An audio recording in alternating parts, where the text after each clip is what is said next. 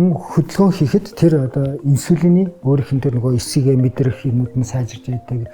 Зөвхөн одоо инсулин дээр чиглэсэн юм гэхээс илүү бас хүний хөдөлгөөн, тэгээд хооллох давтамж, тэгээд хоолны хэмжээ төрөсөл юм жоо. Нэг дор маш их идэхэд маш их инсулин ялгарна. Тэгэхээр тэр бол өөрөөр хэлбэл биед нь бас нэлээд юм ачаал дуг бас тийм сайн биш гэсэн үг. Тэгэхээр одоо нэг идэхдээ нэг дор замраагүй хийхгүй байх те.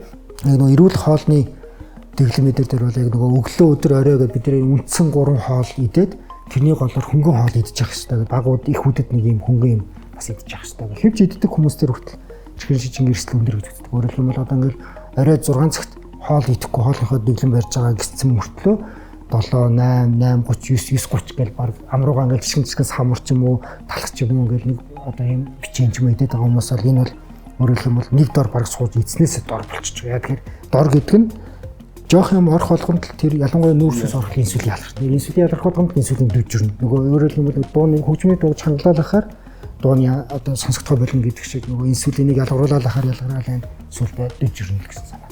Тэгэхээр энэ бол дэглэмэл